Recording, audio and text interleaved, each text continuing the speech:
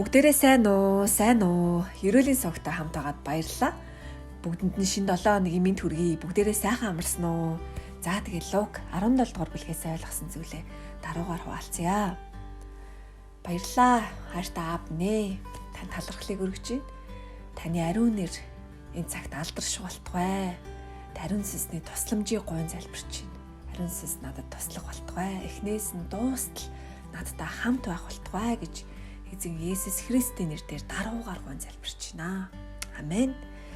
За, итгэл гэсэн гарчигта 5 дугаар ишлэл дээрээс элч нар их эзэн Есүст хандан та бидний итгэлийг их болгож өгнө үү хэмээн гуйхад нь их эзэн хариуд нь хэрв та нар гिचийн үр мэд өчүүхэн төдийл итгэлтэй бол энэ модонд хандан үндсээрээ сугараад далаад очин урах сугай гэж хэлэхэд үгийг чинь тэр дагах болно гэж хэллээ. Амен. Есүсээс шавнар нь асууж байна. Бидний итгэлийг өсгөж өгөөч ээ. Бидний итгэлийг өргөн уудам гүн гүнзгий болгож өгөөч. Итгэлээрээ өсмөр байна, сайжирмаар байна гэд Есүсээс асуусан чинь хариуд нь та нарт гिचийн үр төдийх өчүүхэн жаахан итгэл байх аваас энэ модыг үндсээрээ сугараад далаад урах сугай гэвэл тэр нь бэлэгдэх болно гэд хэлж байна. Амен. Магадгүй шавнар нь Есүс за мэ одоо чиний хүсчлөө. За одоо чиний хүссэн шүү. Чинийх болчлоо. Чинийх сайжирчлаа. За болчлоо гэд иймэрхүү зүйлийг хүлээж исэн бах те. Гэтэл Есүсийн хариу бүр шал өөрөөр та нарт өчүүхэн итгэл байх аваас ямар нэгэн зүйлийг үйлдээч, үйлс гаргаач. Тэ ийм хариулт өгч байна. Би өөрөөсөө асууж ин л да. Ямар үед миний итгэл илүү өссөн байдаг вэ? Ямар үед би итгэлээрээ өсдөг вэ? Сайжирдаг вэ гэж асуусан. Миний хариулт болохоор миний амьдралд гайхамшиг болох үед, Бурхан надад гайхамшигыг харуулах үед, гайхамшигыг өгөх үед миний итгэл өсдгөө гэд би хариулж байна. Тэгсэн чи ариун сүнсний надад сануулж байгаа зүйл нь болохоор энэ шавнар нь Есүстэй өдөр шөнөгүй хамт байсан те. Есүстэй тэр гайхамшигын он жилүүдэд Есүстэй хамт байж, хамт идэж, хамт унтаж, зарим үед тэр гайхамшиг хийхэд нь тэр 5,000 эрсийг хооллоход нь талах загсыг тарааж өгөөд тэр бүр нүдэрээ тэр олон гайхамшигуудыг харж исэн. Тэр сохрыг хараа орохыг, өвчтөө хүн эдгэрхийг, өсөн хүн амилахыг, тэр шуурга намдахыг, усан дээр алхах хийгээд бүр тэр бүхий л Есүсийн хийсэн гайхамшгуудыг тэр шавнар нь нүдэрээ үзээд хамт байж исэн хүмүүс Есүсээс итгэлийг гуйж байгаа. Тэгээ би энийг ингээ харсан чинь гайхамшиг болгоныг хараад тэр гайхалтай сайхан юр бусын зүйлийг хараад итгэл өсөөд сайжраад бүр ингээд үржээд олшроод үнэхээр өргөн уудан болоод байдаг юм уу гэвэл бас үгүй байдаг юм байна. Яагаад энэ шавнар нь Есүсээс итгэлийг гуйх болов?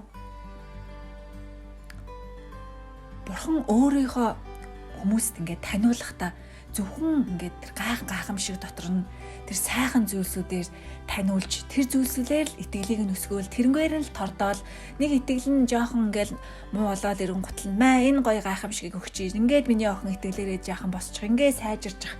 Ийм зүйлийг Бурхан ингээд хийдэг юм байна.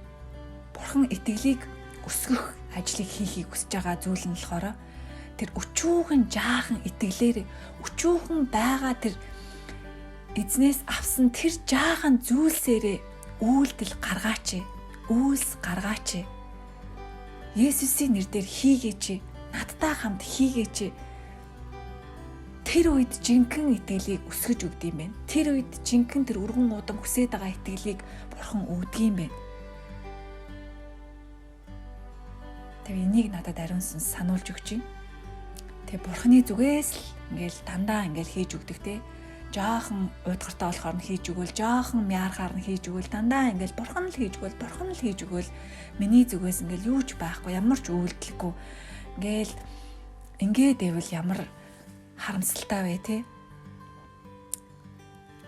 Тэгээ одоо надад өгсөн тэр өөрийгөө голлдгүй те. Би итгэлгүй, би тийм сайн итгэлгүй, би тийм үнэхээр надад тийм тийм үнэхээр бат бөх итгэлгүй учраас би энийг хийхгүй. Надад тийм итгэл байхгүй гэж хийхгүй гэж биш. Надад байгаа тэр өчүүхэн хүн болгонд итгэлийг Бурхан өгсөн байгаа. Надад ч гэсэн Бурхан итгэлийг өгсөн. Яг тэр итгэлээрээ хийх үйлдэл дотор, яг тэр итгэлээрээ хийх алхам дотор жинхэнэ миний хүсээд байгаа өдөр болгон эзнээс гуугаад миний итгэлийг өсгөөд өгөөч гэж гуугаад байгаа энэ зүйлийг эзэн үнэхээр өрөөж өгөх юм байна. Миний тэр үйлсээр, миний тэр үйлдэлээр, миний тэр алхмаар эзэн ингэж өрөөж өгөх юм байна гэдгийг эзэн надад бас ойлгуулж өгч байна. Тэгээ би саяхан хүртэл би эзнээс ингээ итгэлийг гуугаа залбирч ирсэн. Өнөөдрийн Библи судлал дотор эзэн бас энэ үгээрээ намайг бас урамшуулан миний гуйж исэн хариултыг өгсөнд үнэхээр талархаж байна. Тэгээ үнэхээр өөрийгөө голохгүй, миний итгэл өчүүхэндээ, миний итгэл жаахандаа би ч гавхгүй дээ, шалдахгүй дээ гэж би бодох биш.